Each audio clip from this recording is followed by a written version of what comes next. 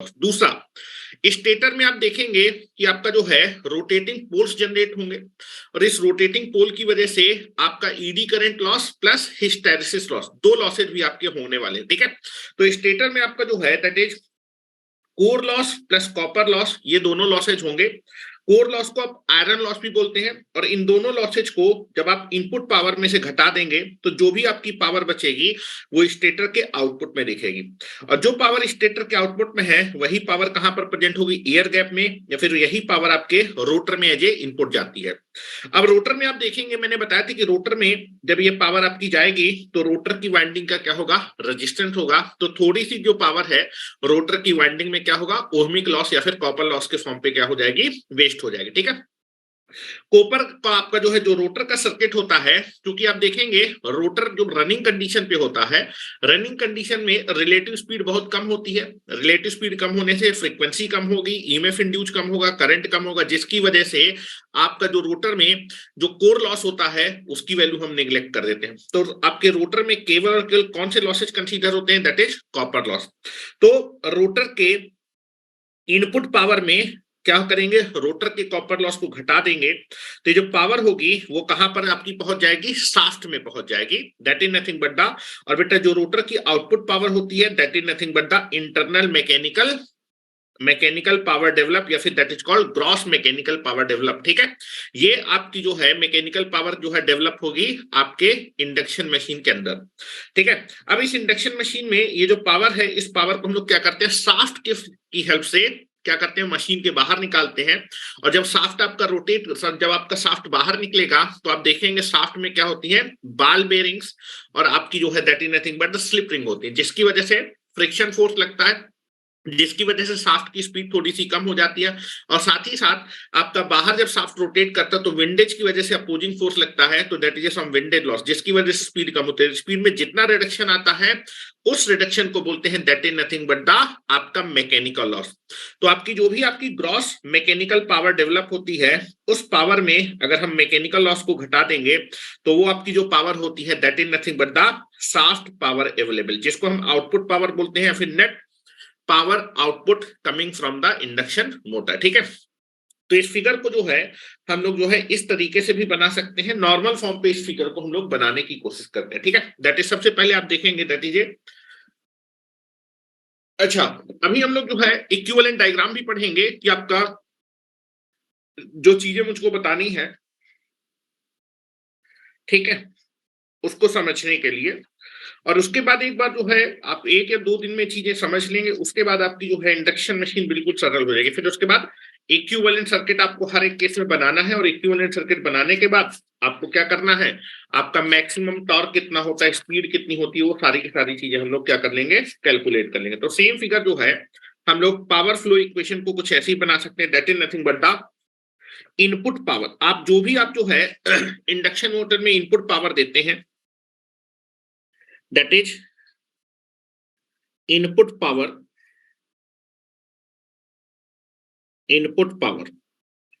जो भी आप इनपुट में पावर देते हैं, input power is nothing but known as a stator input power. जो भी आप पावर में देखेंगे इनपुट पावर को जनरली जो है बोलते हैं that is nothing but the stator. जो भी आप इनपुट अप्लाई करते हैं इंडक्शन मोटर में वो स्टेटर में अप्लाई करते हैं, तो जो भी आप इनपुट पावर देंगे that is nothing but the stator की इनपुट पावर भी बोलेंगे, स्टेटर इनपुट पावर, ठीक है। Now this is nothing but the, इसको आप इनपुट पावर बोलिए या फिर स्टेटर इनपुट पावर, दोनों क्या है, सेम है।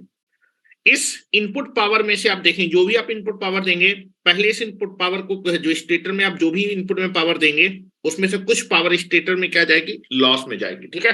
तो आप इस इनपुट पावर में क्या कर देंगे, माइनस कर देंगे स्टेटर के लॉस को। स्टेटर में 2 लॉस होंगे, एक तो स्टेटर में कॉपर लॉस होगा, दूसरा स्टेटर में कोर लॉस होगा। इन दोनों को अगर मैं माइनस कर दूं, स्टेटर इनपुट पावर में आप देखेंगे जो भी आप स्टेटर में इनपुट में पावर देंगे उस पावर का कुछ परसेंट क्या हो जाएगा, लॉस होगा, that is minus stator input power में यू कैन बी माइनस कर दीजिए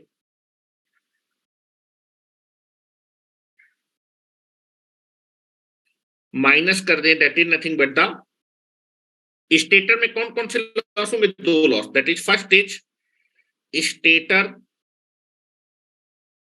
कोर लॉस, या फिर इसी को बोलते हैं स्टेटर के कोर। कोर किसका बना होता है? आयरन का बना होता है, जिसको बोलते हैं stator iron loss, iron loss. Plus stator में एक और लॉस होगा, that is stator copper loss. Winding जो होती है स्टेटर कॉपर लॉस, या फिर उसी को बोलते हैं स्टेटर ओहमिक लॉस।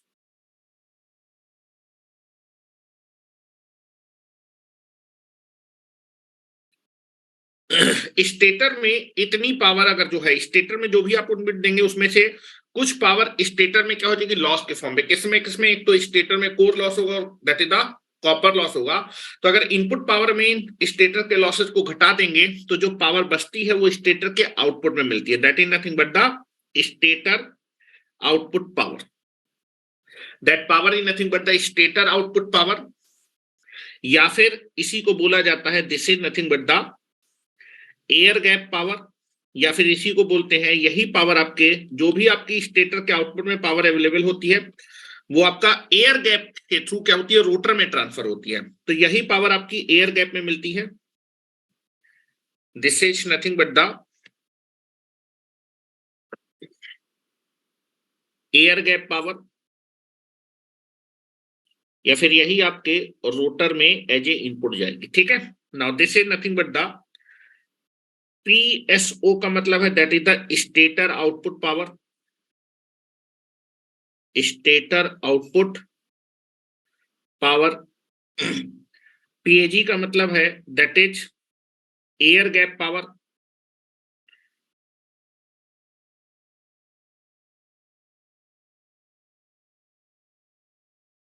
और बेटा पीआरआई का मतलब है that is the rotor input power.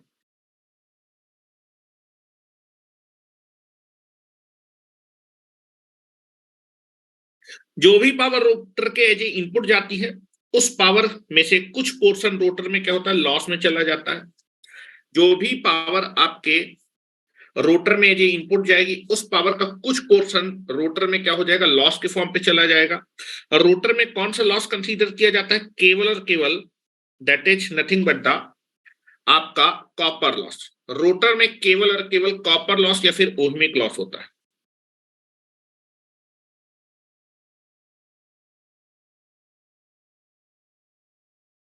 Now this is nothing but the rotor में जो भी पावर एज इनपुट आएगी उस पावर में से आप क्या करेंगे? रोटर के कॉपर लॉस को घटा देंगे, दैट इज माइनस कर दीजिए रोटर कॉपर लॉस को, या फिर रोटर कॉपर लॉस का दूसरा नाम होता है रोटर ओहमिक लॉस। तो जो पावर बचती है that is nothing but the rotor के आउटपुट में जो इतनी पावर पहुंचेगी। रोटर में जो भी इनपुट पावर आएगी उसमें से कुछ पावर लॉस में। अच्छा, ये जितनी भी पावर के बारे में बात करें, एक्टिव पावर की बात करें, एक्टिव पावर का मतलब होता है जो पावर रजिस्टर कंज्यूम करता है।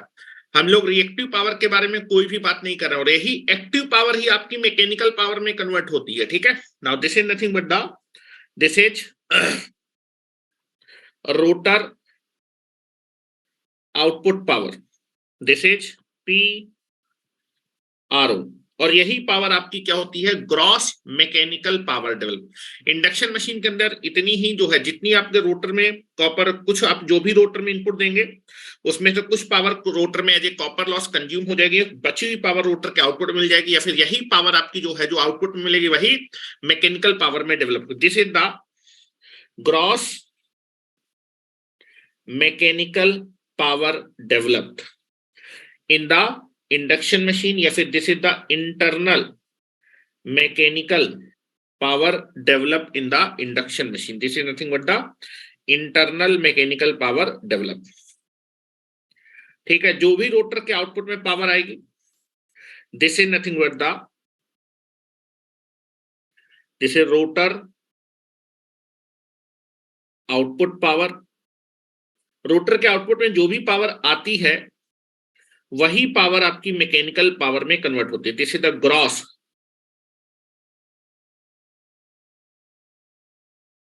Mechanical power developed.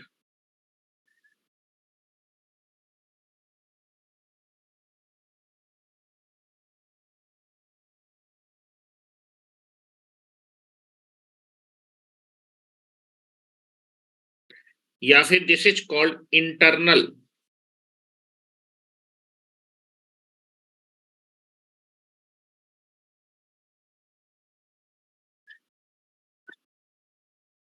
Mechanical power developed.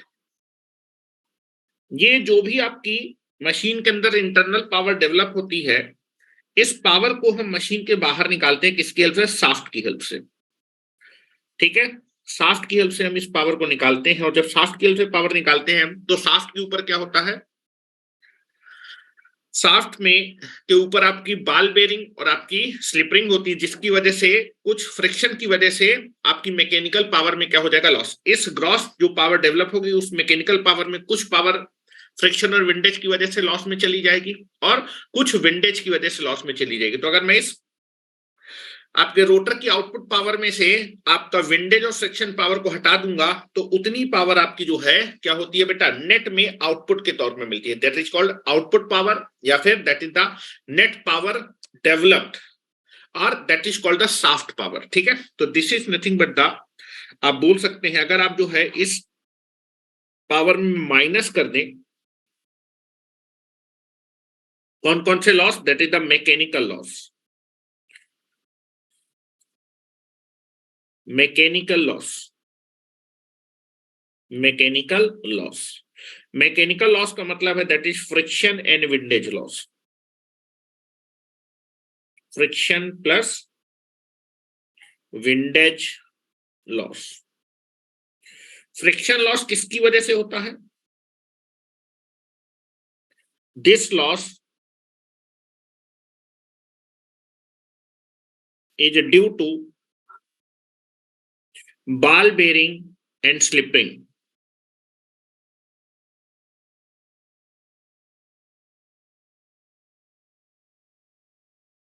Ball bearing and slip-ring,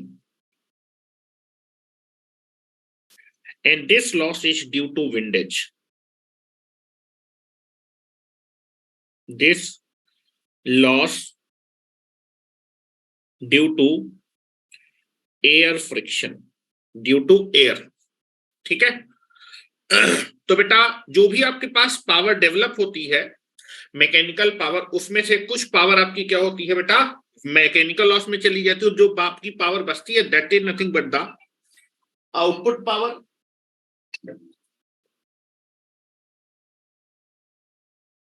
that is nothing but the, Preeti,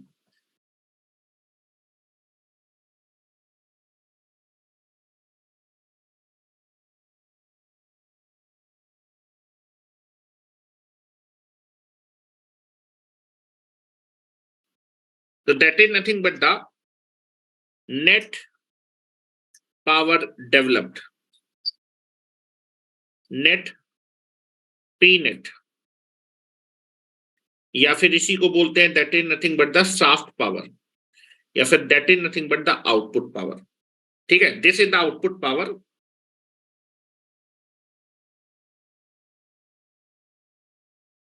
output power बोलिए, या फिर शाफ्ट पावर अवेलेबल। शाफ्ट में इतनी पावर आती है, शाफ्ट पावर डेवलप्ड। आपको कई बार एग्जामिनेशन में शाफ्ट पावर पूछेगा। शाफ्ट पावर का मतलब है कि आपको ग्रॉस पावर में से मैकेनिकल लॉस घटा देने हैं, उसके बाद जो पावर आएगी that is called shaft power. Shaft power available और डेवलप्ड।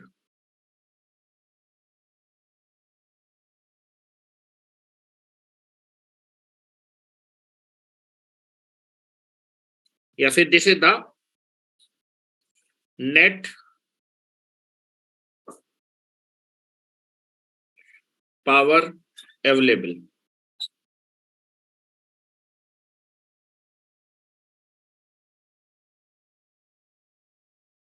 और डेवलप्ड।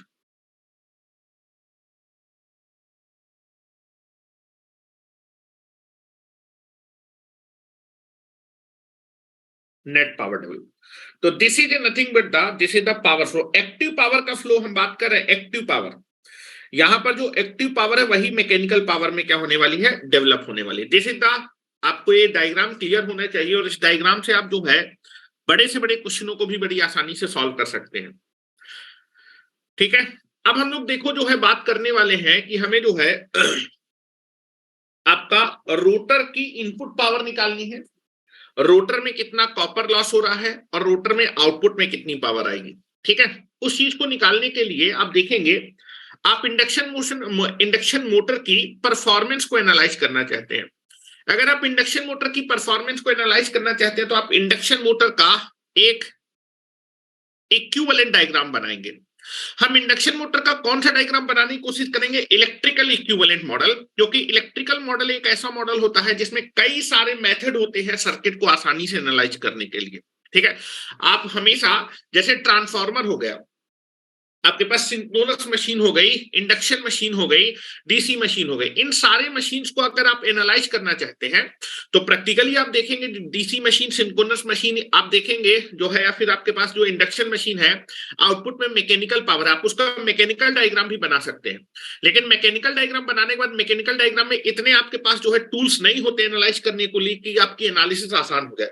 तो हम यहां पर क्या करते हैं, इंडक्शन मशीन का कौन सा डायग्राम बनाने जा रहे हैं, इलेक्ट्रिकल इक्विवेलेंट मॉडल, और उस इलेक्ट्रिकल इक्विवेलेंट मॉडल की हेल्प से हम लोग अपनी इंडक्शन मोटर की परफॉर्मेंस को मेजर करेंगे, कितनी इफिशियंसी होती है, कितना लॉस होता है। ठीक है, तो हर एक चीज इंडक्शन मशीन में, हर एक चीज को आपको इलेक्ट्रिकल मॉडल में रिप्रेजेंट करना पड़ेगा। साथ में जो मैकेनिकल लोड लगा है ना, उस लोड को भी आपको मैकेनिकल फॉर्म में क्या करना पड़ेगा, रिप्रेजेंट करना पड़ेगा। अब आप देखेंगे इंडक्शन मशीन जो होती है वो म्यूचुअल इंडक्शन के इफेक्ट पे क्या करती है, वर्क करती है।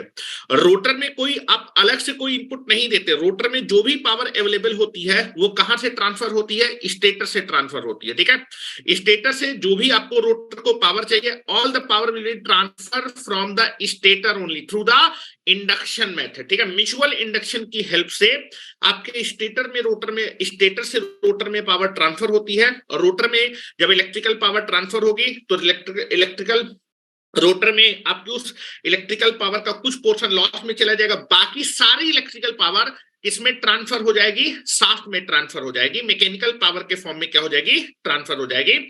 और फिर उसके बाद वो मैकेनिकल पावर लोड में फेड हो जाएगी और आपका जो है लोड उस मैकेनिकल पावर को क्या कर लेगा, कंज्यूम कर लेगा। ठीक है, तो यहां पर हम लोग जो है क्या करना चाहते हैं, अपने इंडक्शन मशीन के इलेक्ट्रिकल इक्विवेलेंट मॉडल को बनाना चाहते हैं। और एक बार अगर आपको इलेक्ट्रिकली, तो इलेक्ट्रिकल इक्विवेलेंट मॉडल में स्टेटर को भी स्टेटर का भी इलेक्ट्रिकल मॉडल बनाना पड़ेगा, रोटर का भी इलेक्ट्रिकल मॉडल बनाना पड़ेगा, और साथ में जो लोड लगा है उसका भी इलेक्ट्रिकल मॉडल, सारे आप इक्विपमेंट के इलेक्ट्रिकल मॉडल बनाने के बाद आप उसको एनालाइज कर सकते हैं। तो आप देखेंगे जो ट्रांसफार्मर होता है और इंडक्शन मशीन होती है, वो दोनों ही आपके म्यूचुअल इंडक्शन के प्रिंसिपल पे वर्क करते हैं। तो लगभग आपका ट्रांसफार्मर और आपका इंडक्शन मशीन जो होते हैं, उनके जो है जो इक्विवेलेंट डायग्राम होते हैं वो लगभग एक जैसे बनते हैं। जैसे ट्रांसफार्मर का इक्विवेलेंट डायग्राम बनेगा, वैसे ही डायग्राम किसका बनेगा, दैट इज आपका इंडक्शन मशीन का बनेगा।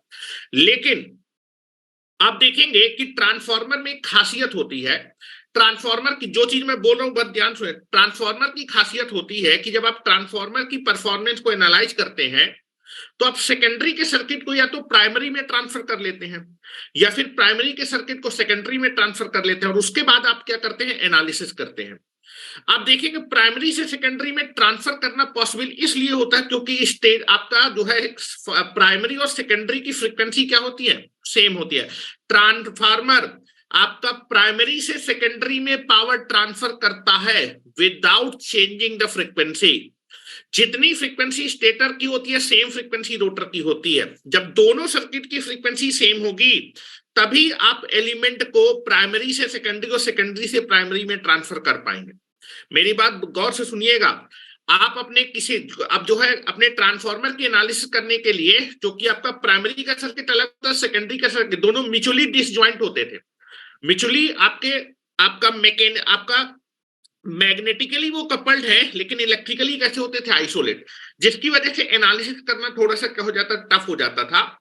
तो अपनी एनालिसिस को इजी करने के लिए आपने एक कॉन्सेप्ट यूज किया गया था, दैट इज आप अपने सेकेंडरी के सर्किट को प्राइमरी में रिफर कर देते थे और प्राइमरी के सर्किट को सेकेंडरी में रिफर कर देते थे। उसके बाद एक ही सर्किट आता था और वहां पर केवीएल, केसीएल और सारी चीजें लगा के आप अपने सर्किट को एनालाइज करते थे। लेकिन आप अपने प्राइमरी के एलिमेंट को सेकेंडरी में और सेकेंडरी के एलिमेंट को प्राइमरी में तभी ट्रांसफर कर पाएंगे जब दोनों ही सर्किट सेम फ्रीक्वेंसी पे हो। ठीक है। दूसरा, आपका जो ट्रांसफॉर्मर होता था वो आपका क्या करता था, प्राइमरी से सेकेंडरी में पावर ट्रांसफर करता था सेम फ्रीक्वेंसी पे, फ्रीक्वेंसी विल बी सेम।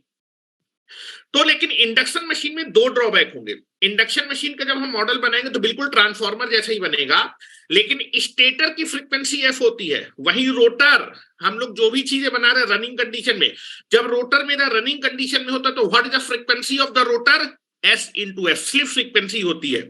तो आप देखेंगे कि जब मैं इंडक्शन मशीन का इक्विवेलेंट डायग्राम बनाऊंगा, इलेक्ट्रिकल इक्विवेलेंट डायग्राम बनाऊंगा, तो उसमें मुझे दो ड्रॉबैक दिखेंगे। पहला ड्रॉबैक होगा कि स्टेटर आपका एफ फ्रीक्वेंसी पे होने वाला है, स्टेटर की फ्रीक्वेंसी एफ होगी, वहीं रोटर की फ्रीक्वेंसी स्लिप फ्रीक्वेंसी होगी, एस इंटू एफ।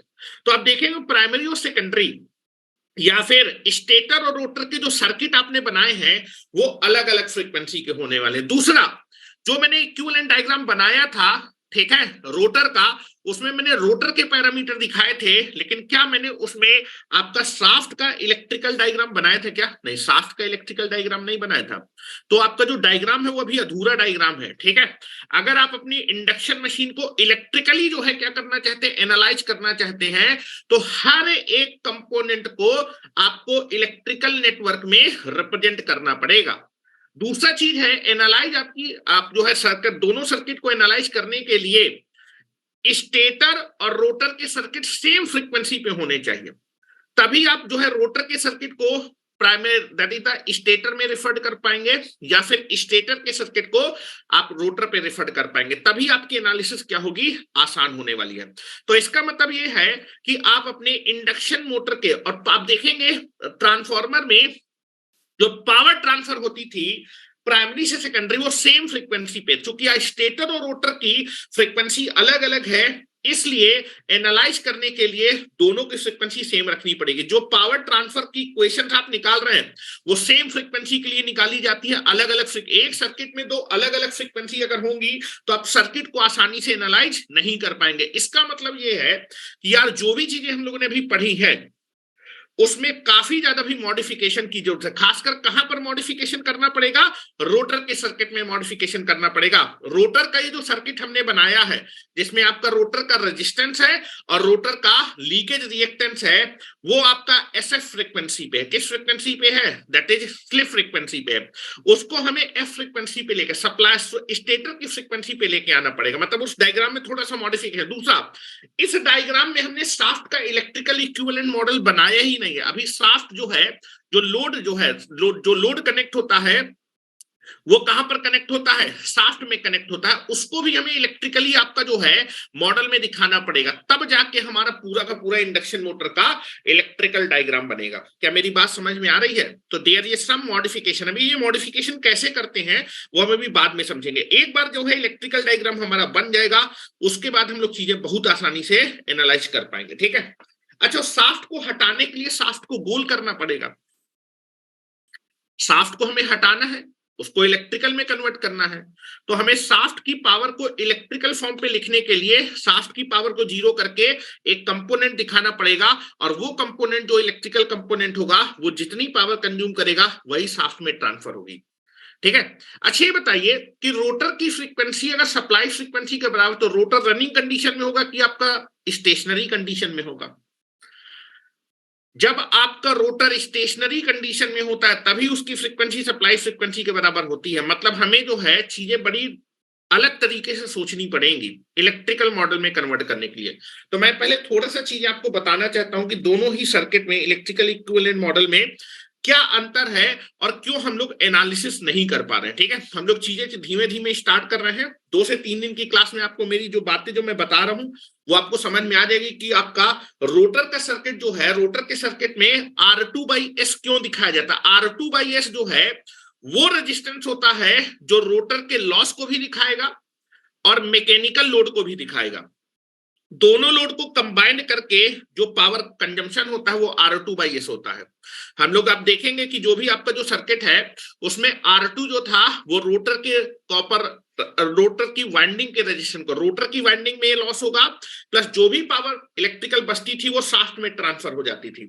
तो दैट इज रोटर के इनपुट में जो भी पावर है उसके दो पार्ट होंगे, एक तो रोटर में कुछ लॉस में जाएगी और दूसरा आपकी जो है रोटर के शाफ्ट में। दोनों पावर को कंबाइंड करके जो पावर बनती है वो R2/S। R2/S जितनी पावर कंज्यूम करेगा वो दोनों पावर का सम है, उसमें से कुछ पावर लॉस में जाएगी और कुछ पावर मैकेनिकल में ट्रांसफर होगी। तो इन सब बातों को आपको समझाने के लिए मैं कुछ बेसिक चीजें यहां पर आपको पहले बताना चाहूंगा। पहले तो हम लोग बात करने वाले हैं कि जो ट्रांसफार्मर और इंडक्शन मोटर जो होते हैं उनका जब मैं इलेक्ट्रिकल डायग्राम, क्योंकि आपका जो इंडक्शन मोटर होते हैं बोलते हैं कि वो भी आपका जो है, जो इंडक्शन मोटर और आपके ट्रांसफार्मर दोनों म्यूचुअल इंडक्शन के प्रिंसिपल पे वर्क करते हैं। तो जैसा ट्रांसफार्मर का इलेक्ट्रिकल इक्विवेलेंट डायग्राम होता है, सेम इलेक्ट्रिकल इक्विवेलेंट डायग्राम किसका भी होता है, इंडक्शन मोटर का। बस दोनों में अंतर क्या होता है, ट्रांसफार्मर के सेकेंडरी में हम लोग लोड कनेक्ट करते हैं, लेकिन आपके जो इंडक्शन मशीन होती है उसकी सेकेंडरी कैसी होती है, ट्रांसफार्मर। ठीक है, तो बोल सकते हैं कि induction machine is nothing but a, आपका जो है क्या होता है, एक रोटेटिंग ट्रांसफार्मर होता है जिसका सेकेंडरी कैसा होता है, शॉर्ट सर्किटेड। ठीक है, तो इस चीज को जो है पहले समझने की कोशिश करते हैं। एक चीज एग्जामिनेशन में काफी ज्यादा क्वेश्चन पूछा जाता है कि ट्रांसफार्मर का नो लोड करंट आपका कम होता है, वहीं आपके इंडक्शन मशीन का नो लोड करंट क्या होता है, ज्यादा होता है। दोनों के मैग्नेटिक सर्किट में थोड़ा सा अंतर होगा। ठीक है, मैं समझाने की कोशिश करता हूं, समझने की कोशिश करिएगा। पहले तो हम बात करते हैं भाई ट्रांसफार्मर का जो मैग्नेटिक सर्किट होता है। ट्रांसफार्मर में क्या होता है बेटा, दैट इज ए कोर होता है, और आपके कोर के एक साइड पे प्राइमरी को हम कनेक्ट करते हैं, दूसरी साइड पे सेकेंडरी को कनेक्ट करते हैं। ठीक है, और आपका जो फ्लक्स होता है वो आयरन के पाथ को क्या करता है, फॉलो करता है। आयरन का रिलेक्टेंस क्या होता है, कम होता है, और अगर रिलेक्टेंस कम होगा तो सेम फ्लक्स अगर ट्रांसफार्मर में आप प्रोड्यूस करना चाहते हैं, रिलेक्टेंस कम है तो मैग्नेटाइजिंग करंट की रिक्वायरमेंट क्या होगी, कम। आपके कोर में फ्लक्स को स्टेब्लिश करने के लिए आपकी जो मशीन जो करंट ड्रॉ करती है उसको बोलते हैं मैग्नेटाइजिंग कंपोनेंट, उसको आईम्यू से क्या करते थे, रिप्रेजेंट करते थे। ठीक है, वही इंडक्शन मोटर में आपका क्या होगा, इंडक्शन मोटर में जो फ्लक्स होगा वो स्टेटर से रोटर के होते हुए पाथ को कंप्लीट करेगा बीच में, लेकिन उसको क्या मिलेगा, एयर मिलेगा।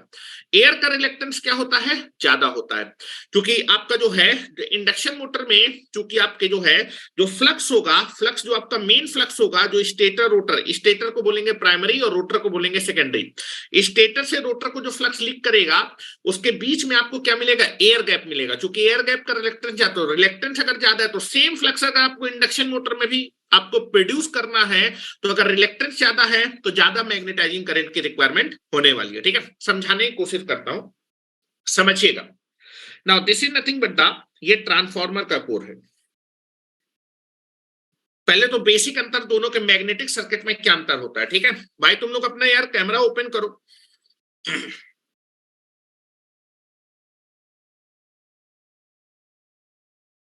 Now this is the core.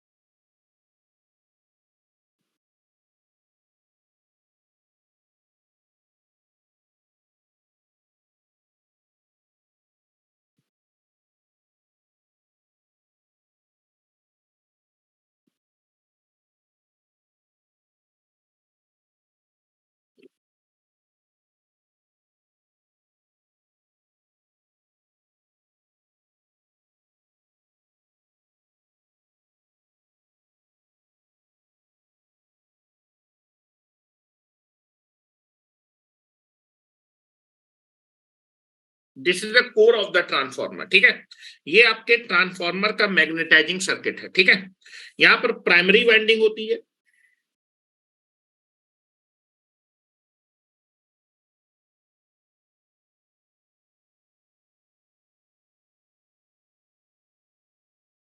और यहां पर सेकेंडरी वाइंडिंग होती है।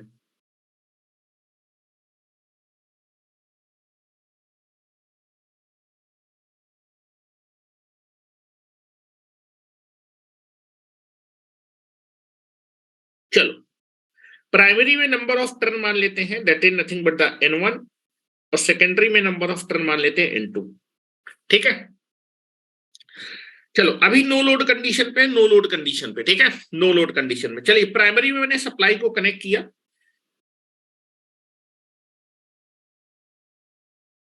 प्राइमरी पे मैंने सप्लाई को कनेक्ट किया। जैसे आप प्राइमरी में सप्लाई को कनेक्ट करेंगे, मान लीजिए V1 सप्लाई है और कितनी फ्रीक्वेंसी, F फ्रीक्वेंसी का सप्लाई कनेक्ट किया, इमीडिएटली चूंकि प्राइमरी वाइंडिंग कैसी है, क्लोज है, तो इमीडिएटली क्या होगा, प्राइमरी वाइंडिंग में करंट फ्लो करेगा और इस करंट की वजह से आपके ट्रांसफार्मर के कोर में फ्लक्स स्टैब्लिश होगा। तो बेटा आपके ट्रांसफार्मर के कोर में फ्लक्स को स्टैब्लिश करने के लिए आपकी हर एक डिवाइस जो करंट ड्रॉ करती है उसको बोलते हैं नो लोड के समय, या फिर आपके ट्रांसफार्मर हो चाहे इंडक्शन मशीन, आपकी किसी भी मशीन में कोर में फ्लक्स को स्टैब्लिश करने के लिए जो करंट निकलता है उसको बोलते हैं मैग्नेटाइजिंग करंट, उसको हम रिप्रेजेंट करते हैं आई म्यू से।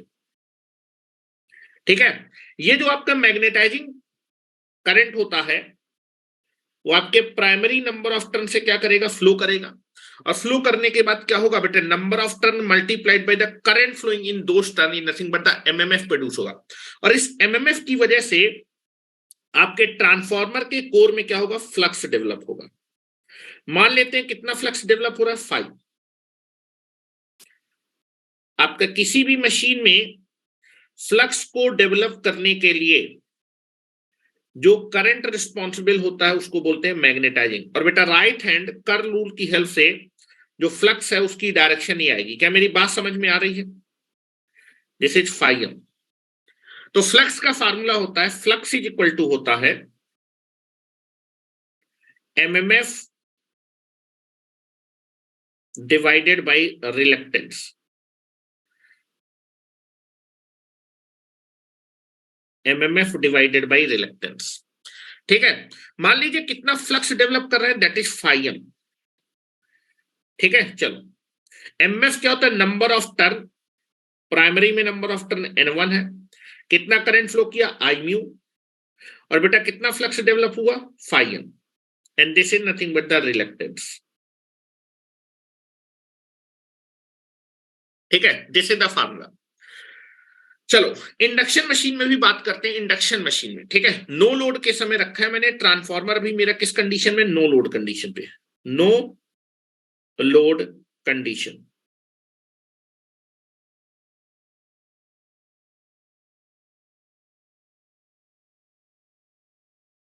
ठीक है, नो लोड कंडीशन।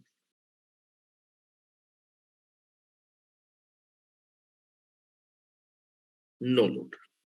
क्या मेरी बात समझ में आ रही? इसी के नीचे जो मैं थोड़ी सी जगह छोड़ के आपका इंडक्शन मशीन का, इंडक्शन मशीन को भी नो लोड, इंडक्शन मशीन में को नो लोड करने का मतलब है कि शाफ्ट में कोई भी लोड नहीं लगाया, आपने सप्लाई दी इंडक्शन मशीन लेकिन शाफ्ट में कोई लोड नहीं लगा, तो आपकी जो इंडक्शन मशीन होगी उसका इंडक्शन मशीन आपकी लगभग सिंक्रोनस स्पीड के आसपास क्या कर रही होगी, रोटेट कर रही होगी। ठीक है, जो आपकी रोटर की स्पीड होगी लगभग सिंक्रोनस स्पीड के जस्ट आसपास। मान लो सिंक्रोनस स्पीड आपकी 1500 है, तो नो लोड के समय जो रोटर होता है वो 490 या फिर 480, ठीक है 490 या फिर 400, आपका 1% से भी कम स्लिप में क्या करता है, तो आपका रन करता है। नो लोड के समय जो स्लिप होती है वो 1% से भी कम होती है, मतलब सिंक्रोनस स्पीड से केवल 1% से भी कम डिस्टेंस से क्या करता है, स्लिप करता है। ठीक है, तो नाउ चलो मैं उसका भी मैग्नेटिक सर्किट आपको दिखाता हूं। ठीक है, ये मेरा क्या है, ट्रांसफार्मर का magnetic circuit. This is the magnetic circuit of transformer.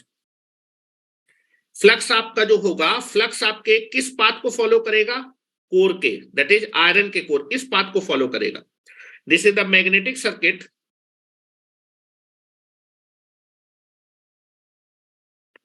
Magnetic circuit. आपका जो है, जो ट्रांसफार्मर में फ्लक्स होता है वो हमेशा प्राइमरी से सेकेंडरी में जब ट्रेवल करता है, फिर लिंक करता है, तो हमेशा आयरन के कोर का, आयरन के कोर के थ्रू। लेकिन इंडक्शन मशीन में क्या होगा, प्राइमरी मतलब होगा इंडक्शन मशीन में स्टेटर, और सेकेंडरी का मतलब है रोटर। प्राइमरी सेकेंडरी मतलब स्टेटर्स को, स्टेटर से जब फ्लक्स प्रोड्यूस होगा तो रोटर से लिंक करेगा, जब लिंक करेगा ठीक है तभी तो ईएमएफ इंड्यूस होगा। ठीक है, induction principle will be there, तो बीच में उसे क्या मिलेगा, एयर गैप मिलेगा। तो उसका जो मैग्नेटिक सर्किट होता है वो डिसकंटीन्यूअस होता है, बीच में एयर गैप मिलता है। ठीक है, चलो यहां मैं बना रहा हूं। ठीक है, क्या आपने इतना बना लिया? चलिए इंडक्शन मशीन में क्या होगा, now this is the induction machine, ध्यान से देखिए, this is the stator, stator मतलब primary, and this is your rotor,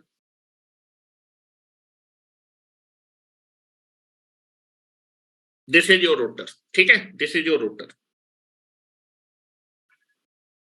rotor बोलिए, या फिर आप इसको अगर ट्रांसफार्मर की तरह बात करना चाहते हो तो इसको आप सेकेंडरी बोल सकते हैं, and this is nothing but the stator.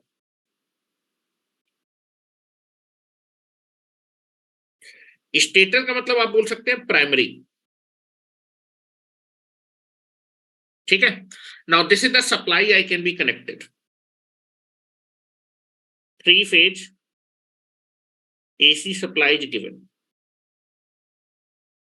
3-phase AC supply. मान लीजिए स्टेटर में जो वाइंडिंग है उसमें भी N1 टर्न है, ठीक है, पर फेज के बारे में बात करें, यहां पर मैं स्टेटर की वाइंडिंग दिखा रहा हूं। स्टेटर में जो वाइंडिंग है स्टार में कनेक्टेड है,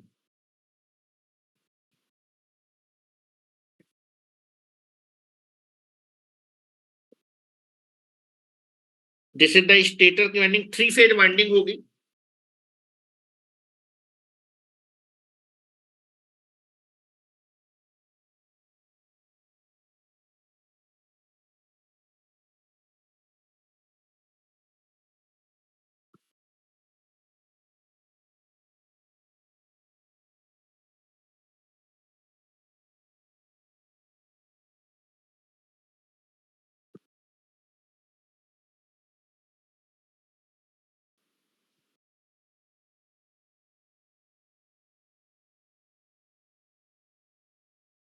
now this is the stator winding.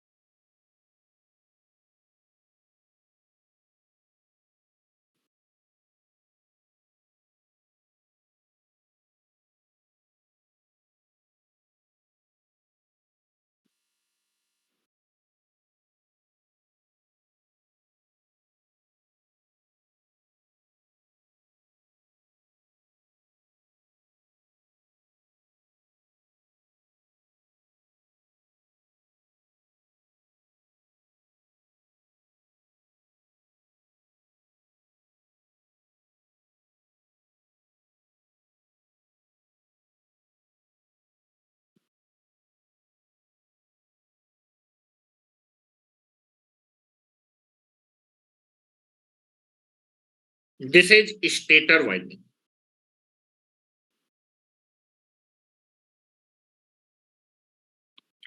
This is your stator winding. मान लीजिए नंबर ऑफ टर्न कितने हैं, N1, ठीक है, कितने हैं, N1, ठीक है। स्टेटर में N1 है, इसी तरह रोटर में भी वाइंडिंग होगी, ठीक है, और रोटर में भी वाइंडिंग होगी, लेकिन रोटर की वाइंडिंग हम लोग दिखा नहीं रहे, ठीक है, वो भी 3-phase सप्लाई होगी। यहां पर मैंने 3-phase सप्लाई दिया, ध्यान से देखिएगा। Now 3-phase AC supply is given, 3-phase AC supply is given, that is IA, IB and this is IC। अभी आपकी जो मोटर है वो किस कंडीशन में, नो लोड कंडीशन में, ठीक है, नो लोड कंडीशन, ठीक है। ये मेरा रोटर का शाफ्ट है,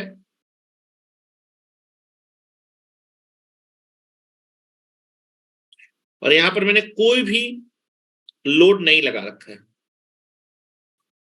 दिस इज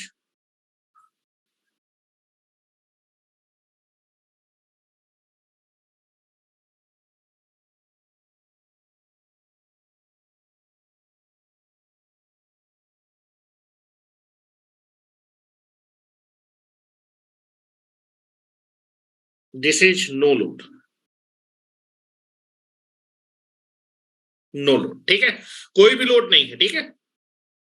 तो आप देखेंगे नो लोड के समय आपकी जो मशीन होगी वो बहुत स्मॉल करंट ड्रॉ करेगी, ठीक है, या फिर आपका जो है नो लोड करंट ड्रॉ करेगी। नो लोड के समय आपकी जो मशीन होगी नो लोड करंट, और नो लोड के दो कंपोनेंट होंगे, एक तो कोर लॉस के लिए रिक्वायरमेंट होगा और दूसरा आपका जो है फ्लक्स प्रोड्यूस करने के लिए, ठीक है।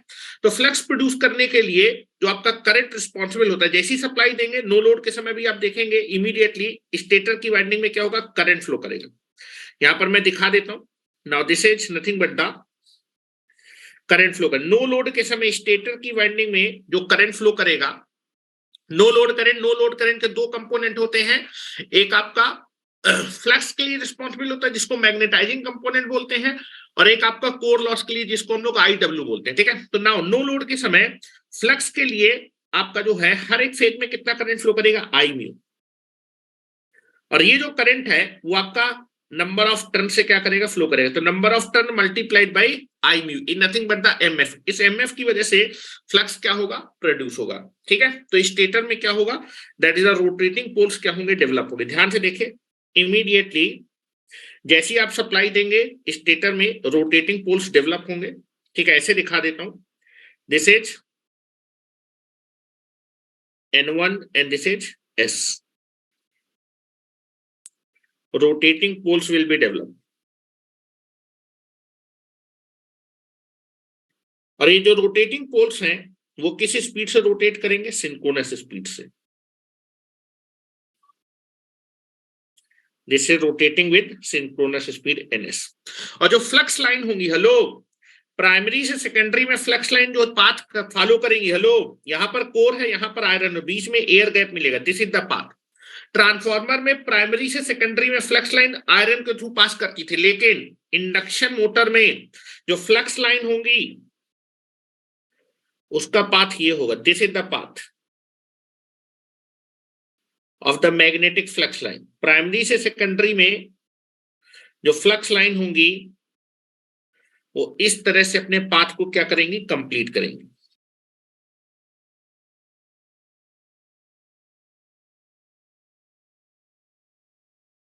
मैं दिखा देता हूं।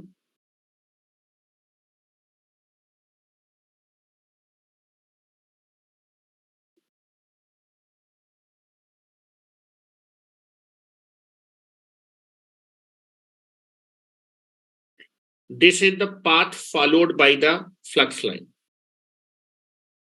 This is like this. This is the primary से secondary में जो flux line पास करेंगी वो इस तरह से अपने पाथ को कंप्लीट करेंगी।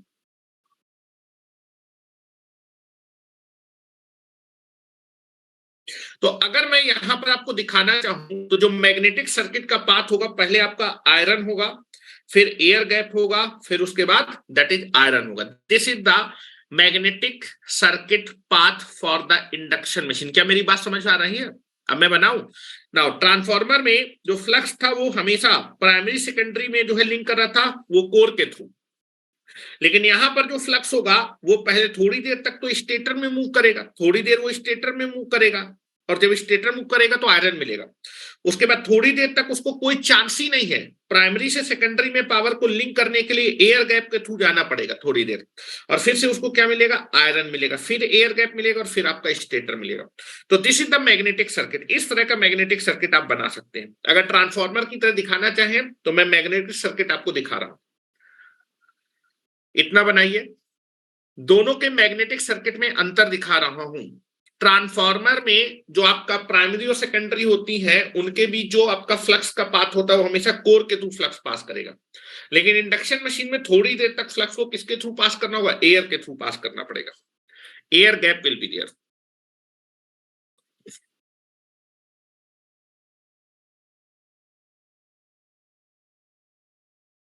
बनाइए।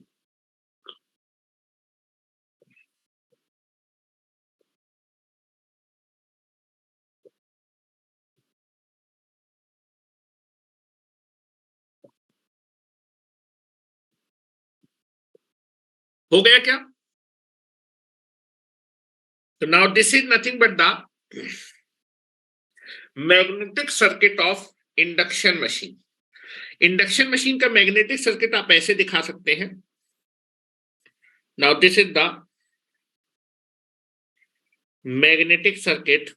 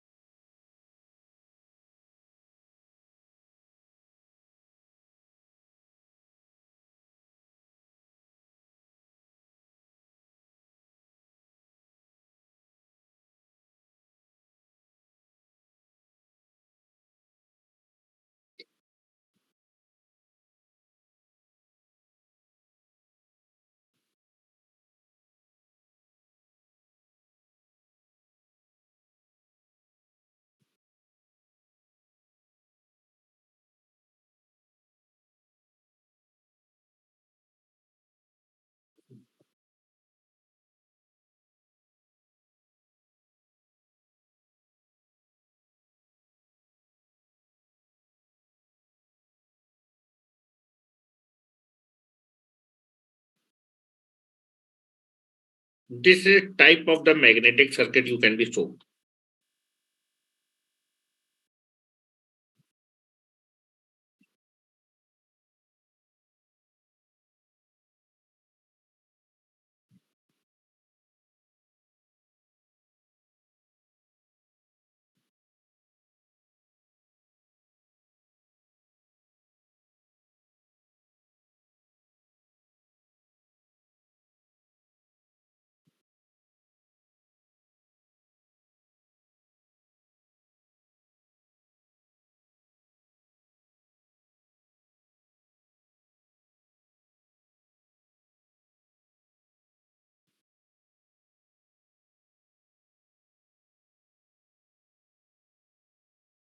Now this is the magnetic circuit.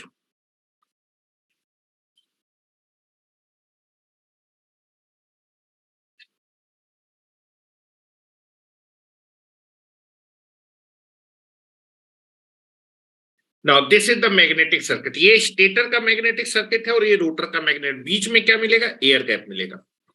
क्या मेरी बात समझ में आ रही है? This is the magnetic circuit of the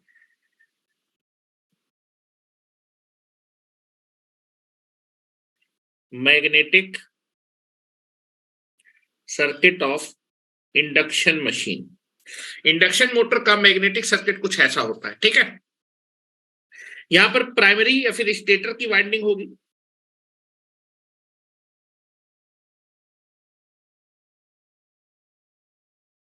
चलो दोनों ही ट्रांसफार्मर और इंडक्शन मशीन दोनों में मैं सेम फ्लक्स स्टैब्लिश करना चाहता हूं। यहां पर नो लोड की समय है, मैंने सप्लाई कनेक्ट की है,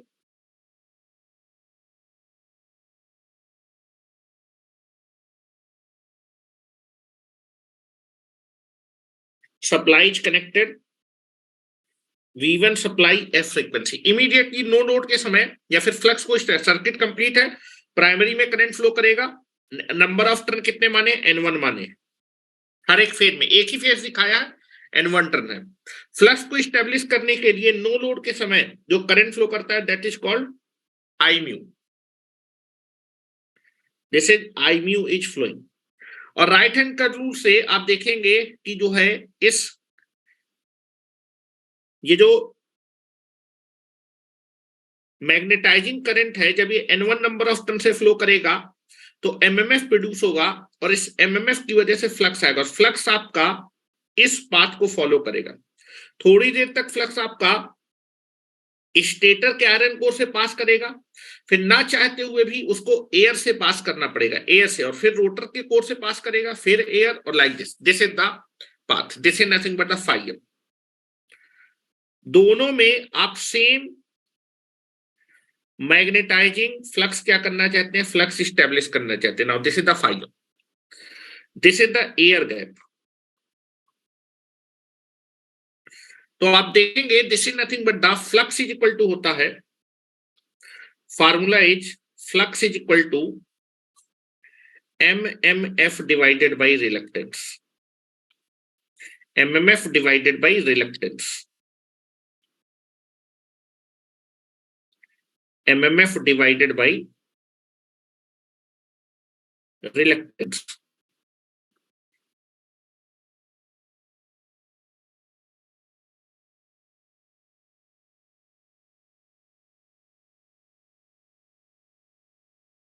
ठीक है, चलो कितने नंबर ऑफ एमएमएफ क्या होता है? Number of turn multiplied by current. कौन सा करंट रिस्पॉन्सिबल होता है? Magnetising current. कितने नंबर ऑफ टर्न माने हैं?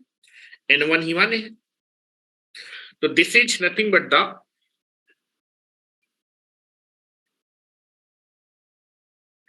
एक मिनट,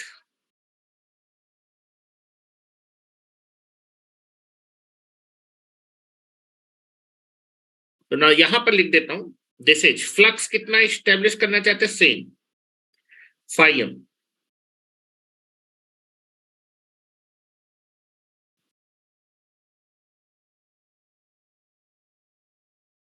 फ्लक्स कितना स्टेब्लिश करना चाहते हैं? Phi. Number of turn N1 ही है, into what the current? I mu divided by reluctance.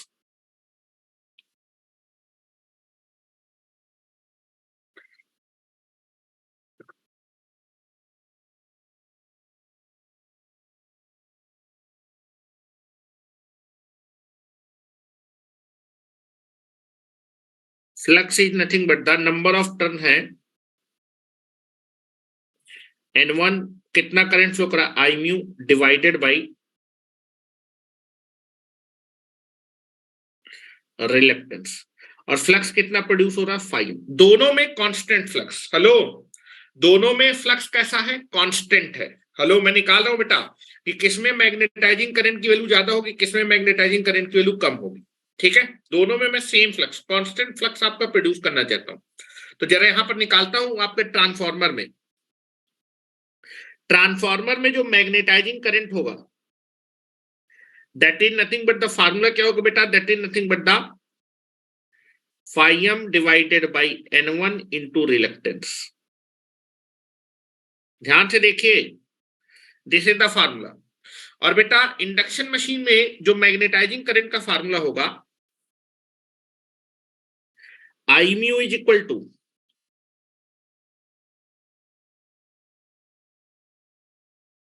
एक minute,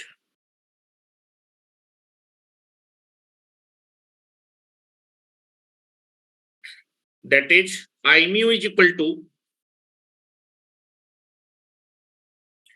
phi m divided by N1 into reluctance।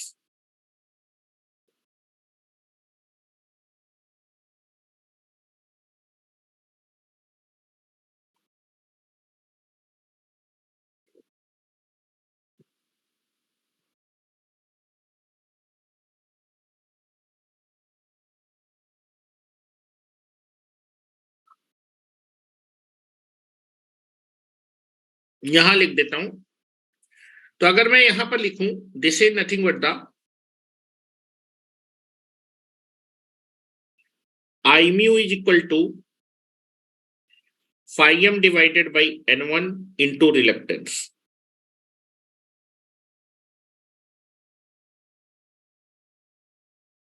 दोनों ही केस में मैंने मैग्नेटाइजिंग करंट का फार्मूला निकाली, कितना मैग्नेटाइजिंग करंट का रिक्वायरमेंट होगा। इंडक्शन मशीन में भी निकाल लिया, ट्रांसफार्मर में निकाल लिया। हेलो, ध्यान से देखिए, दोनों ही केस में मैंने नंबर ऑफ टर्न क्या रखे हैं बेटा, नंबर ऑफ टर्न सेम रखे हैं, ट्रांसफार्मर में भी इंडक्शन मशीन में भी। दोनों में मैं सेम फ्लक्स स्टेब्लिश करना चाहता हूं, तो दोनों ही केस में ये चीज क्या है, कांस्टेंट है, दोनों की वैल्यू आपकी जो है क्या है, सेम है। दोनों ही केस में मैंने फ्लक्स और नंबर ऑफ टर्न क्या है, सेम। सेम का मतलब दोनों ही केस में ये चीज क्या है, constant. This is nothing but the constant. दोनों ही केस में फ्लक्स और नंबर ऑफ टर्न क्या है, सेम। सेम का मतलब होता है कांस्टेंट, ये बदल नहीं रहा है, दोनों केस में ये चीज कांस्टेंट है। दोनों ही केस में हम same flux, same number of turn रखे और फ्लक्स की वैल्यू भी सेम रखे हैं। दोनों ही केस में ये चीज क्या है, सेम।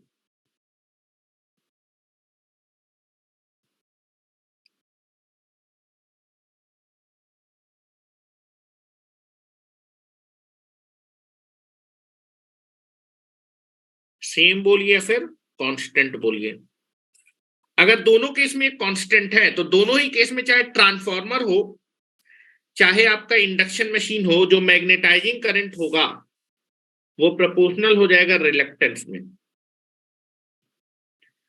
तो यहां से आप लिख सकते हैं, चाहे ट्रांसफार्मर हो चाहे आपके पास इंडक्शन मशीन हो, जो मैग्नेटाइजिंग करंट होता है वो रिलक्टेंस के प्रोपोर्शनल होता है। हेलो, दोनों ही केस में आप बोल सकते हैं जो मैग्नेटाइजिंग करंट होगा वो प्रोपोर्शनल होगा रिलक्टेंस के। अब रिलक्टेंस आप देख सकते हैं बेटा, ट्रांसफार्मर में फ्लक्स के पाथ, जो फ्लक्स है वो किस पाथ को फॉलो करा, आयरन के पाथ को। आयरन का रिलक्टेंस क्या होता है, बहुत कम होता है। हेलो, ट्रांसफार्मर में, हेलो, ट्रांसफार्मर में जो फ्लक्स है वो अपने पाथ को किसके थ्रू कंप्लीट कर रहा है, आयरन के थ्रू। तो बेटा पाथ का, फ्लक्स के पाथ का रिलक्टेंस कैसा होगा, बहुत कम, क्योंकि जो आपका ट्रांसफार्मर में जो फ्लक्स होता है वो किस पाथ के थ्रू अपने पाथ को कंप्लीट करता है, that is core, that is आपके आयरन का। तो आयरन का रिलक्टेंस कम होता है, तो ट्रांसफार्मर के केस में मैग्नेटाइजिंग करंट की वैल्यू क्या होगी, बहुत कम होगी। फुल लोड का केवल और केवल 3 से 5% ही जो है आपका, जो है जो मैग्नेटाइजिंग कंपोनेंट होता है वो आपका जो है that is nothing but the आपका काफी कम होता है। और जनरली अगर मैं बात करूंगा, नो लोड करंट के बारे में बात नहीं कर रहा, दैट इज आपका नो लोड करंट ट्रांसफार्मर में जो होता है वो फुल लोड का 3 से 5% होता है, और जो मैग्नेटाइजिंग कंपोनेंट होता है वो फुल लोड का 3 से 4%। केवल और केवल ये आपका जो है फुल लोड करंट का 3 से 4% होगा। लेकिन इंडक्शन मशीन में जो फ्लक्स का पाथ होगा उसके पाथ में जो है आयरन प्लस एयर, एयर का रिलेक्टेंस बहुत ज्यादा होता है। तो इंडक्शन मशीन में जो फ्लक्स का पाथ है उसके पाथ में एयर मिल जाएगी, एयर की वजह से आपके फ्लक्स के पाथ का रिलेक्टेंस बहुत ज्यादा होगा। तो that is nothing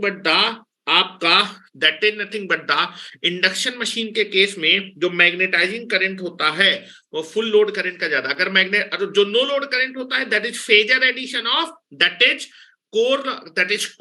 nothing but the I mu and I W क्या है, that is the core loss component, दोनों का फेजर एडिशन होता है। अगर आपका मैग्नेटाइजिंग कंपोनेंट ज्यादा होगा तो नो लोड करंट की वैल्यू भी क्या होगी, बहुत ज्यादा। क्या मेरी बात समझ में आ रही है? ठीक है, तो यहां पर हम लोग बात कर रहे हैं दैट इज इंडक्शन मशीन के केस में जो फ्लक्स के पाथ का रिलेक्टेंस होता है एयर गैप की वजह से पाथ का रिलेक्टेंस बहुत ज्यादा होता है, जिसकी वजह से मैग्नेटाइजिंग कंपोनेंट क्या होता है, ज्यादा होता है। और अगर मैग्नेटाइजिंग कंपोनेंट ज्यादा होगा तो जो नो लोड करंट होता है, no load current is nothing but the I mu plus I W. अगर मैं मैग्नीट्यूड के बारे में बात करूं, मैग्नीट्यूड के बारे में, नो लोड करंट के बारे में, नो लोड के मैग्नीट्यूड के बारे में, तो नो लोड करंट का जो मैग्नीट्यूड होगा, बार हटा दिया, वो क्या होगा, आई म्यू का स्क्वायर प्लस आई डब्ल्यू का square. This is called core loss component. Induction motor में मैग्नेटाइजिंग कंपोनेंट बहुत ज्यादा होता है, इसलिए नो लोड करंट की वैल्यू भी क्या होती है, बहुत ज्यादा। ये बेटा नो लोड करंट है, नो लोड करंट, ये आपका कोर लॉस कंपोनेंट है।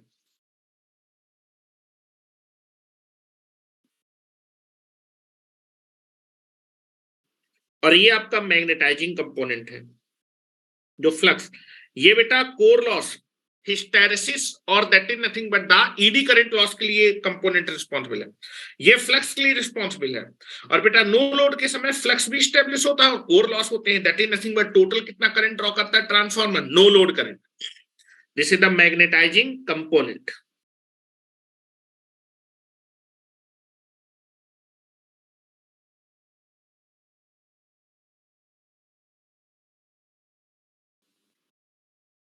मैग्नेटाइजिंग कंपोनेंट, ठीक है, this is the magnetising component. Transformer के केस में क्योंकि आपका जो है, जो आपका फ्लक्स के लिए, फ्लक्स के पाथ में जो रिलेक्टेंस होता है वो आपका आयरन प्रोवाइड करता है, तो उसमें मैग्नेटाइज, उसका रिलेक्टेंस कम होता है, पाथ का रिलेक्टेंस कम होगा तो मैग्नेटाइजिंग कंपोनेंट कम होगा, इसलिए वहां पर नो लोड करंट की वैल्यू क्या हो जाती है, कम हो। इंडक्शन मशीन में आपका नो लोड के समय induction machine very very high current draw करती है, very very high current it can be draw. अभी मैं वैल्यू लिखा रहा हूं, एग्जामिनेशन में पूछी जाती है वैल्यू। चलिए, now this is nothing but the transformer के केस में अगर मैं बात करूंगा, ट्रांसफार्मर के केस में जो नो लोड करंट होगा, आई नॉट इज इक्वल टू, यहां पर लिख रहा हूं, यहां पर देखो, यहां पर इस जगह पे that is magnetising component plus core loss component. अगर मैं मैग्नीट्यूड लिखूंगा तो under root of I mu का स्क्वायर प्लस आई डब्ल्यू का स्क्वायर। ट्रांसफार्मर के केस में जो मैग्नेटाइजिंग कंपोनेंट होता है वो काफी कम होता है, तो नो लोड करंट की वैल्यू क्या होती है, कम होती है। तो एक चीज ध्यान रखेंगे, ट्रांसफार्मर का जो मैग्नेटिक सर्किट होता है वो हमेशा कॉन्टिन्यूअस होता है। किस नेचर का होता है, कॉन्टिन्यूअस नेचर का होता है, ये चीज ध्यान रखेंगे। सबसे बड़ा डिफरेंस है कि ट्रांसफार्मर में जो आपका मैग्नेटिक सर्किट होगा वो कैसा होगा, continuous magnetic circuit. Magnetic circuit कैसा होगा, हमेशा continuous magnetic circuit,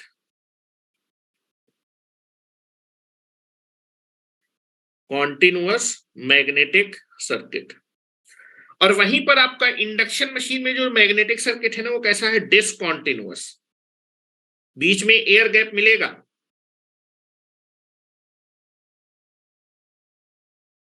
discontinuous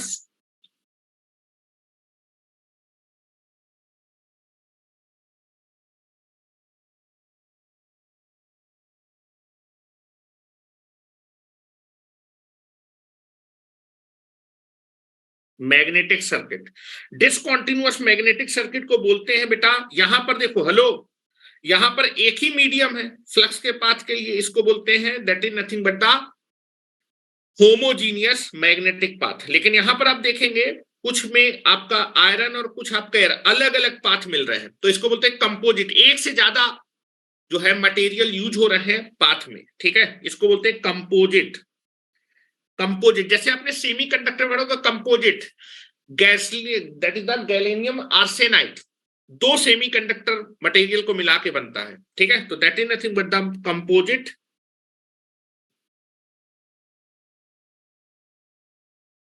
composite magnetic circuit होता है।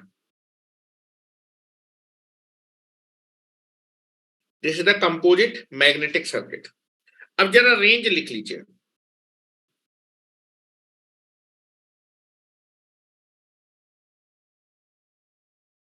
ये चीजें बिल्कुल क्लियर होनी चाहिए। दोनों के मैग्नेटिक सर्किट में अंतर होता है। ट्रांसफार्मर का मैग्नेटिक सर्किट आपका जो है दैट इज कॉन्टिन्यूअस होता है, वहीं इंडक्शन मशीन का जो मैग्नेटिक सर्किट होता है वो कैसा होता है, डिसकॉन्टिन्यूअस या फिर कंपोजिट होता है। Iron plus that is air. चलो दोनों में मैं लिखवा देता हूं।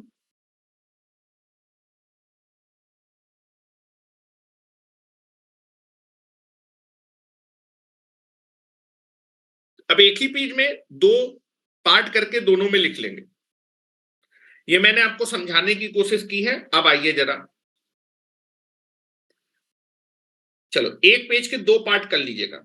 एक जगह आप ट्रांसफार्मर के बारे में लिखेंगे एक साइड।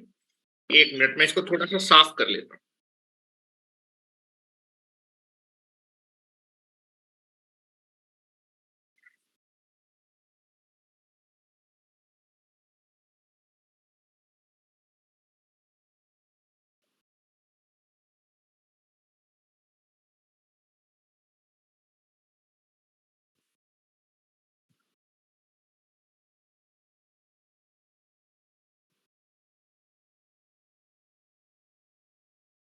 कल से अपनी डीसी की भी क्लास है।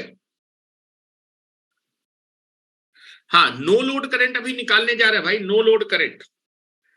इंडक्शन मशीन का जो नो लोड करंट था आई नॉट। यहां पर मैं जो आई नॉट होता है उसके दो कंपोनेंट होते हैं, कोर लॉस कंपोनेंट होता है, एक मैग्नेटाइजिंग कंपोनेंट होता है। दोनों का phasor under root of this plus this equal to I naught आएगा। नॉर्मल एडिशन नहीं होता है।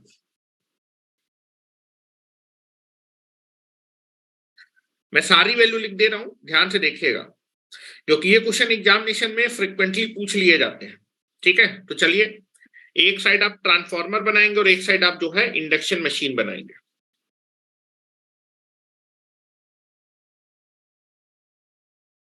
एक साइड आप ट्रांसफार्मर बना रहे हैं,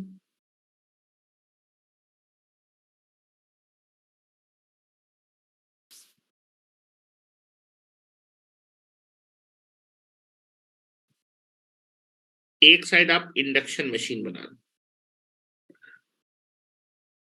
डीसी की, अच्छा देखो, अगर आपके पास मैसेज नहीं आया तो मतलब क्लास है, ठीक है।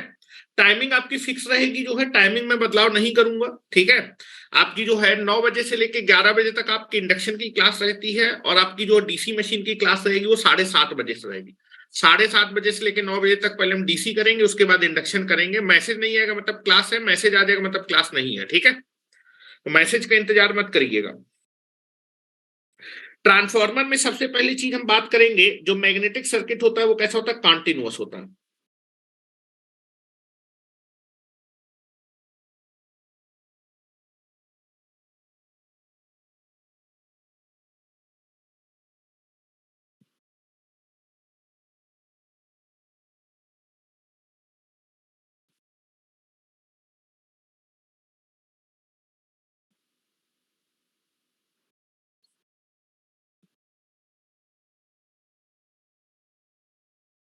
This is the continuous magnetic circuit।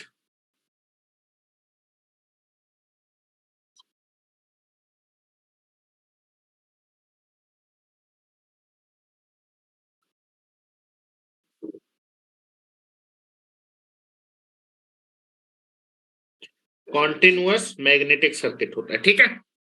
वहीं इंडक्शन मशीन का जो मैग्नेटिक सर्किट होता है वो डिसकॉन्टिन्यूअस होता है।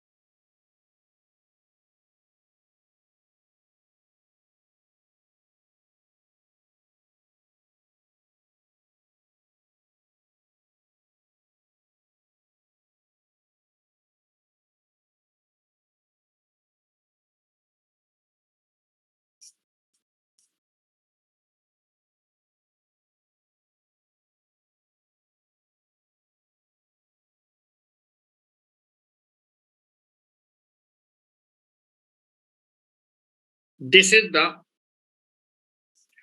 discontinuous magnetic circuit.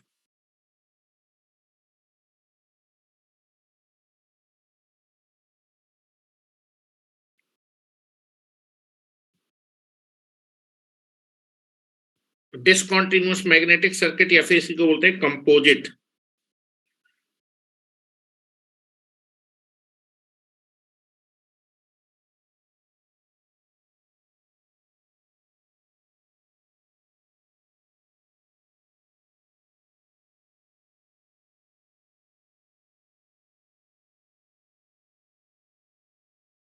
This is the composite magnetic circuit, ठीक है।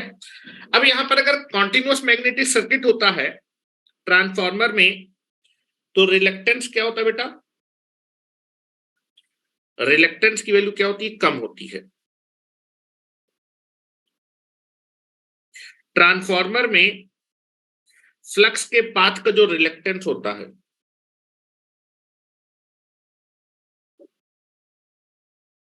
रिलक्टेंस क्या होता है? कम होता है।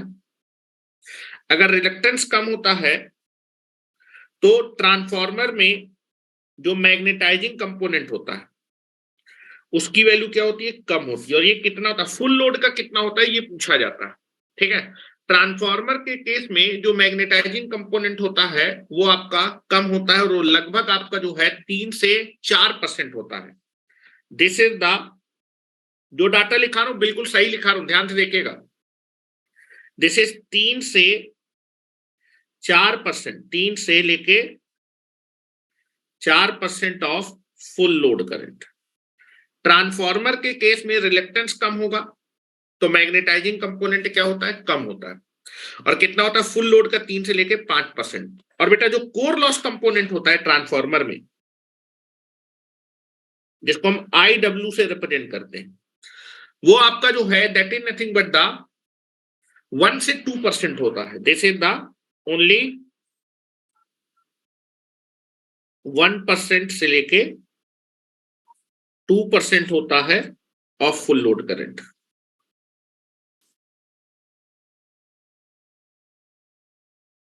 और बेटा जो I0 होता है जिसको हम नो लोड करंट बोलते हैं, नो लोड करंट, जो कि क्या है बेटा? This is nothing but the under root of I mu square plus I W square, bar नहीं लगा बेटा, ये जो करंट होता है this is called no load current, no load current. Transformer के केस में ये होता है बेटा 3% से लेके 5% ऑफ फुल लोड करंट। एक ही जगह पे सारी चीज लिखाई है, इसलिए ध्यान रखिएगा, एग्जामिनेशन में पूछा जाता है। और बेटा no load power factor, transformer का नो लोड पावर फैक्टर जिसको हम कॉस फाई नॉट बोलते हैं, cos phi, that is called no load power factor.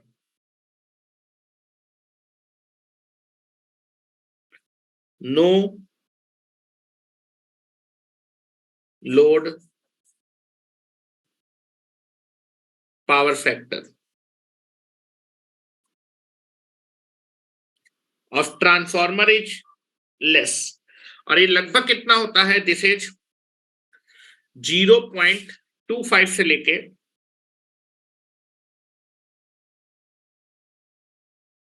0.4 lagging.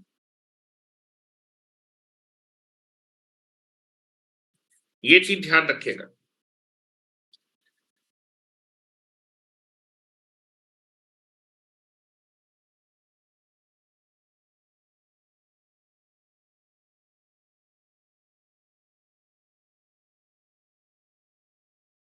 और ये चीज ध्यान रखिएगा, हेलो, अगर मैं रिलेशन निकालना चाहूं आई म्यू जो आपका मैग्नेटाइजिंग कंपोनेंट है तो कोर लॉस कंपोनेंट का, देखो 1% है, ये 3%, लगभग 3 गुने से लेके 2 गुने के टाइम होता है। तो यहां मैं लिख देता हूं एक और रिलेशन, छठवां, ट्रांसफार्मर के केस में जो आई म्यू है, मैग्नेटाइजिंग कंपोनेंट बड़ा होता है, हमेशा मैग्नेटाइजिंग कंपोनेंट बड़ा होगा कोर लॉस से, क्योंकि आपका जो no load power factor angle जिसको हम लोग फाई नॉट से प्रिंट करते हैं, फाई नॉट लिख देता हूं, फाई नॉट, उसकी वैल्यू आपकी ट्रांसफार्मर के केस में 70 डिग्री से लेकर 80 डिग्री के आसपास होती है।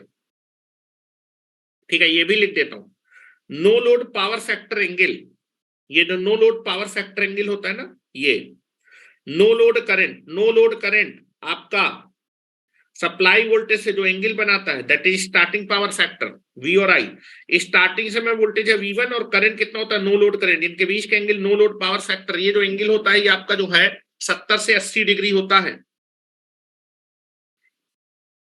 ये भी लिख देता हूं, नो लोड के समय, हेलो, नो लोड के समय सप्लाई वोल्टेज ये है, this is supply voltage V1, ठीक है। और बेटा जो नो लोड करंट है, नो लोड पावर फैक्टर कैसे, lagging, that is no load के समय आपकी ट्रांसफार्मर सप्लाई से कितना करंट फ्लो ड्रॉ करेगा, आई नॉट करंट ड्रॉ करेगा, ये आई नॉट करंट ड्रॉ होता है। लैगिंग है ना, इसलिए लैगिंग दिखाया भाई, क्लॉकवाइज डायरेक्शन में लैगिंग। और बेटा टर्मिनल वोल्टेज टर्मिनल करंट के बीच का जो एंगल है that is nothing but the no load power factor, इसको बोलते हैं फाई नॉट। और इसकी वैल्यू कितनी होती है बेटा, this is nothing but the 70 degree से लेके आपका 80 डिग्री के आसपास होता है।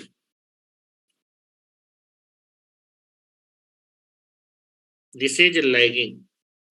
और 70 कॉस 70 से लेकर 80 निकालेंगे तो इतना ही आएगा, ये याद रखिएगा। और बेटा छठवां चीज मैं आपको दिखा देता हूं, हेलो, मैग्नेटाइजिंग करंट और बेटा कोर लॉस कंपोनेंट जो होता है वो 2 गुने से लेकर 3 गुने के आसपास होता है ट्रांसफार्मर में। I mu as 2 to 3 times of I W. ये रिजल्ट लिखिए, ये रिजल्ट आपके एग्जामिनेशन में पूछे जाते हैं ट्रांसफार्मर से। जितने चीजें मैंने बता दी एक ही जगह पे सब चीज लिखाई है कि आप जो है चीजें समझ पाए, कंफ्यूजन न रहे आपको।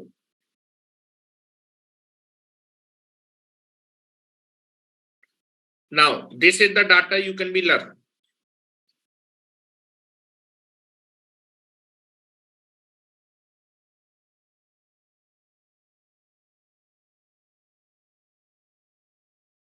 इंडक्शन मशीन में अगर हम बात करेंगे डाटा के बारे में, पहला चीज इंडक्शन मशीन में आपको क्लियर होना चाहिए, एयर गैप की वजह से, this is the air gap ना, रिलक्टेंस पाथ का बहुत ज्यादा होता है, this is the air gap.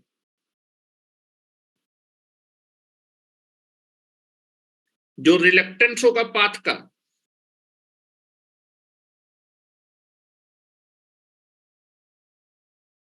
Air gap की वजह, due to the air gap reluctance of the path of the flux is very very high.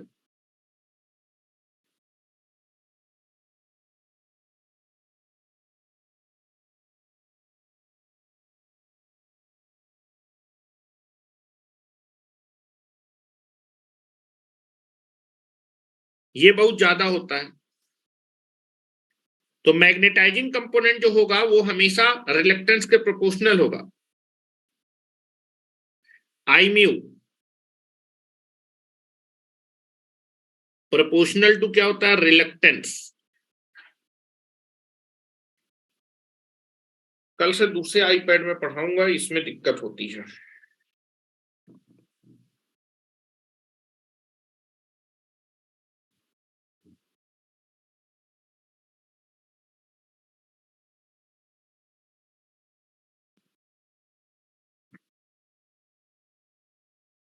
I mu is proportional to reluctance, क्योंकि induction machine में path का जो reluctance है वो बहुत ज्यादा होता है, जिसकी वजह से सेम फ्लक्स को पैदा करने के लिए इंडक्शन मशीन में आपका very very high magnetising current का रिक्वायरमेंट होता है। और अगर मैं बात करूंगा जो मैग्नेटाइजिंग करंट होता है वो फुल लोड करंट का कितना होता है बेटा, इंडक्शन मशीन में 25 से 35%। नो लोड करंट की वैल्यू आपकी 25 से 40 होती है, लेकिन मैग्नेटाइजिंग करंट बहुत ज्यादा होता है, जिसकी वजह से बेटा अगर मैग्नेटाइजिंग, हेलो, इसके दो कंपोनेंट हो जाएंगे, एक होगा आईम्यू और एक होगा आईडब्ल्यू, जिसकी वजह से एंगल बड़ा होता है। और अगर बेटा आईम्यू और बढ़ जाएगा तो एंगल और बढ़ जाएगा, जिसकी वजह से नो लोड पावर फैक्टर आपका काफी पुअर होता है। नाउ तीसरा point, third point, induction machine के केस में जो आईम्यू होता है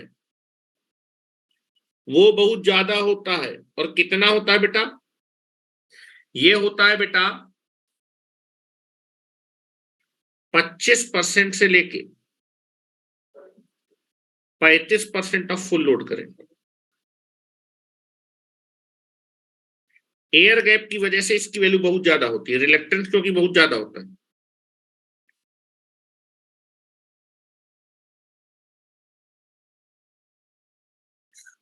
ठीक है, this is the very very high.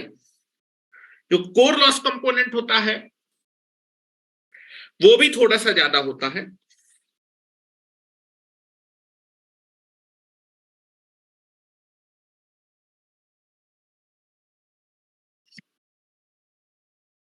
IW induction machine में जो कोर लॉस कंपोनेंट होता है, जो कि आपका ईडी करंट और हिस्टैरिसीस लॉस के लिए रिस्पॉन्सिबल होता है, वो लगभग आपका होता है 2% से लेके 4%, 2% से लेके 5% ऑफ फुल लोड करंट। और बेटा जो नो लोड करंट होता है induction machine, no load current, that is the phasor addition of, ये वैल्यू कम होती है बेटा, ट्रांसफार्मर में आई म्यू कम होता है, यहां पर लिख लीजिएगा आई म्यू कम होता है, जिसकी वजह से नो लोड करंट की वैल्यू क्या होती है, कम होती है। हेलो, इस चीज को ट्रांसफार्मर में मेंशन करना भूल गया था, no load current, magnetising current कम होता है तो नो लोड करंट की वैल्यू क्या होती है, ट्रांसफार्मर में कम होती है। इंडक्शन मशीन में आई म्यू ज्यादा होता है।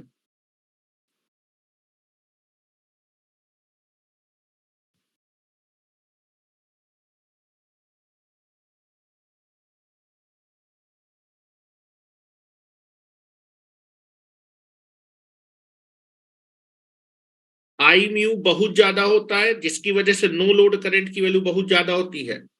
इंडक्शन मशीन में no load current is very very high, और ये लगभग जो होता है, अराउंड जो होता है नो लोड करंट वो आपका 25 से 40% के आसपास होता है।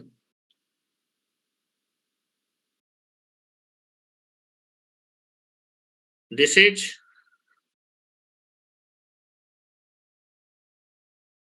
No load current.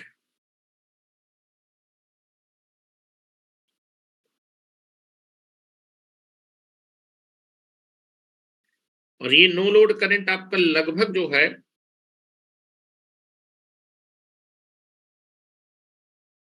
25% से लेके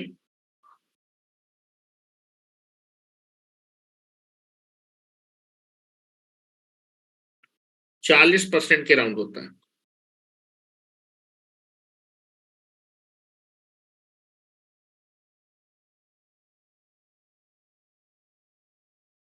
ऑफ फुल लोड करंट।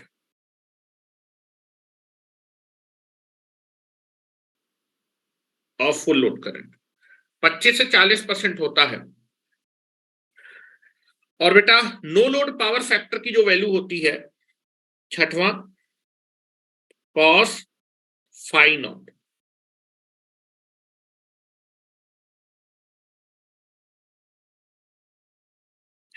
बेटा आईम्यू बहुत ज्यादा हो जाता है, जिसकी वजह से ये आपका आईम्यू जो है और बढ़ जाता है, this angle.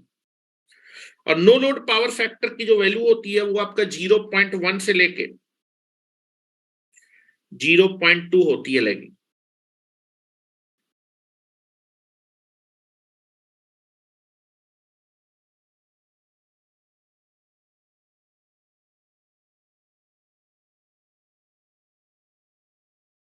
Lagging means supply voltage is this, और जो आई नॉट होगा this is I naught, no load current.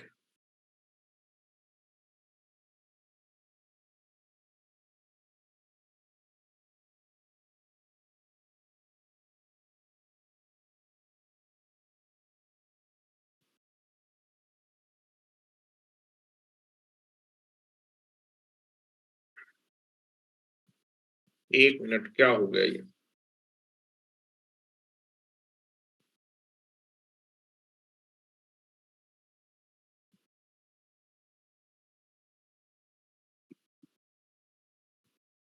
Low software he hang कर गया।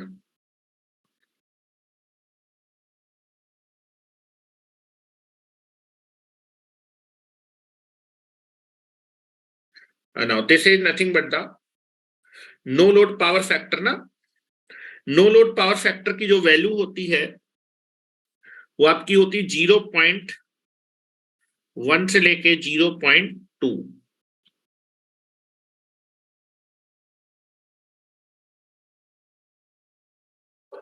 लैगिंग इंडक्शन मशीन में।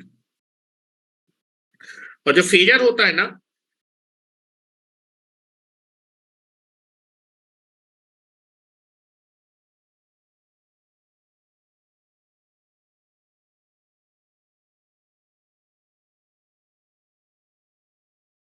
कुछ ऐसा फेजर होता है।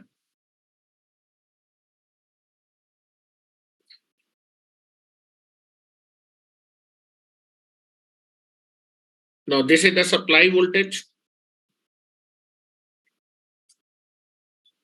नो लोड के केस में आपने वोल्टेज अप्लाई किया V1, और बेटा मोटर जो होती है नो लोड केस में नो लोड करंट ड्रॉ करती है, और इनपुट वोल्टेज और इनपुट करंट के बीच का जो एंगल होता है that is the input power factor,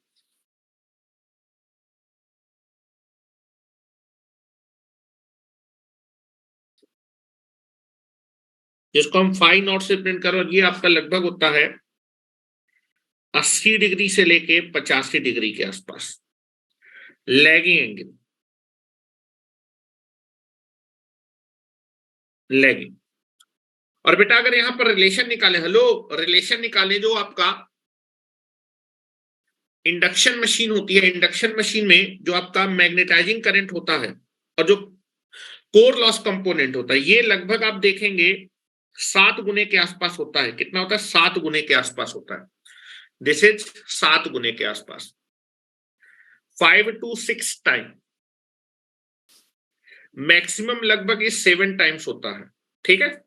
5 to 7 times होता है, 5 से 7 गुने के आसपास होता है, ठीक है। या मैं लिख देता हूं, 5 से डिवाइड करेंगे तो 5 से लेके 7 टाइम्स तक, ठीक है।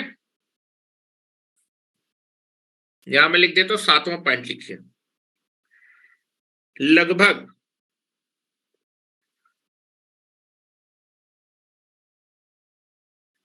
जो नो लोड मैग्नेटाइजिंग कंपोनेंट होगा इंडक्शन मशीन में, आईम्यू, वो ज्यादा होगा, और वो लगभग होता है एज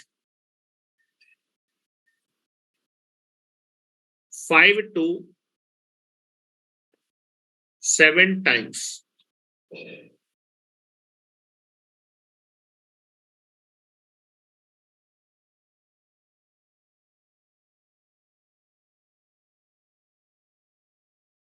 इसको मैं थोड़ा यहां लिख रहा हूं, ठीक है।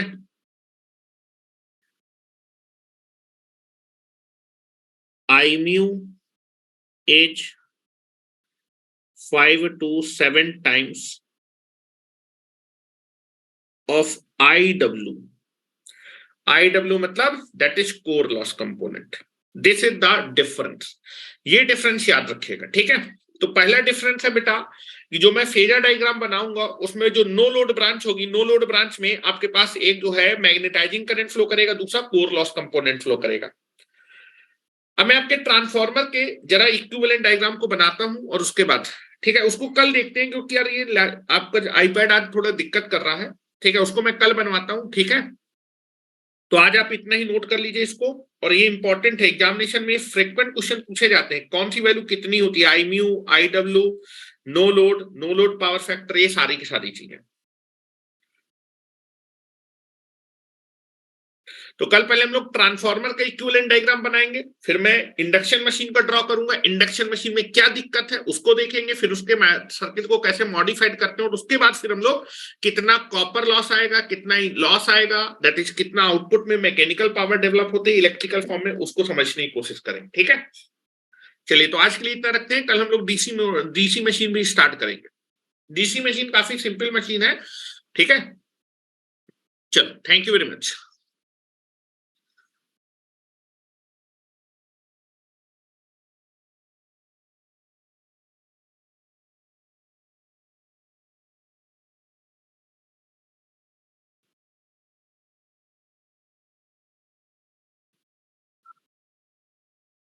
सिंक्रोनस की क्लास अगले वीक से स्टार्ट कर देंगे सर आपकी।